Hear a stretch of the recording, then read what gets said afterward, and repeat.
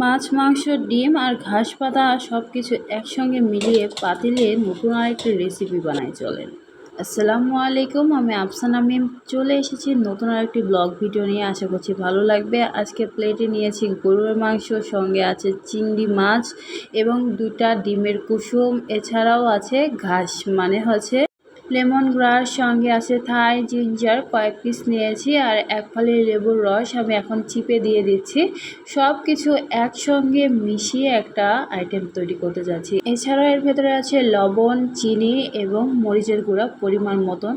তারপর দিয়ে দিচ্ছি টমেটো সস পরিমাণ মতন, চিলি সস, সয়া সস। এখানে যদি পরিমাণ বলি, আমি গরুর মাংস নিয়েছি 120 গ্রাম, চিংড়ি মাছ নিয়েছি 120 গ্রাম, 2টা মুরগির ডিমের কুসুম নিয়েছি, 120 গ্রাম টমেটো সস, 120 গ্রাম তার চিলি সস, আর হচ্ছে চিনির পরিমাণ 2 চামচ চিনি নিয়েছি, স্বাদ অনুযায়ী লবণ, মরিচের গুঁড়া সামান্য পরিমাণ দিয়েছি, ভিনেগার 2 চামচ দিয়েছি, লেমন গ্রাস 2-3টা পাতা কুচি করে কেটে দিয়েছি থেতো করে।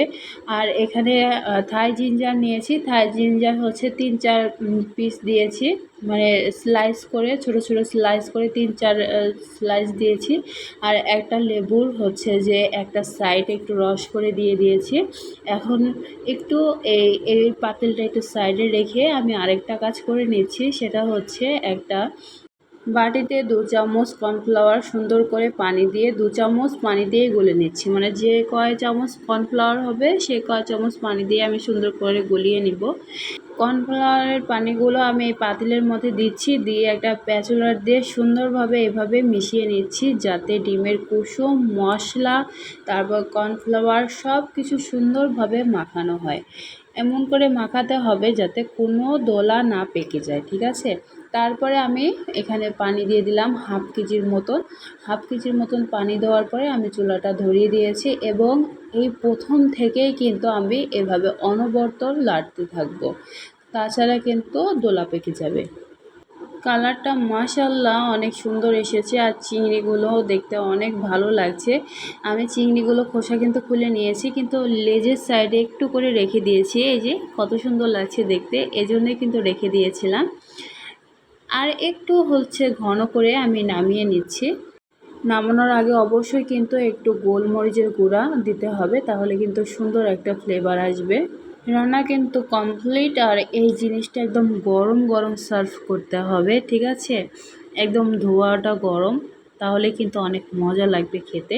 আমি একটা স্যুপের বলে সুন্দর করে পরিবেশন করে নিচ্ছি এইভাবে। চিংড়ি, তারপরে সুন্দর গরুর মাংস আছে, থাই পাতা সব মিলিয়ে এত সুন্দর লাগছে দেখতে। আর এটা কিন্তু রেস্টুরেন্টের চাইতে কোনো অংশে কম না। কাউকে যদি না বলে খাওয়ান তাহলে সে বুঝতেই পারবেন না যে এটা আপনি বাসায় তৈরি করেছেন, রেস্টুরেন্ট থেকে আনা, সে বলতে বাধ্য। যাই হোক, আজকের ভিডিওটা কেমন লাগলো, যদি ভালো লেগে থাকে অবশ্যই আমাকে সাপোর্ট করতে ভুলবেন না। সবাই ভালো থাকবেন, নতুন আরেকটি ভিডিও নিয়ে আবার হাজির হব। আল্লাহ হাফেজ, আসসালামু আলাইকুম।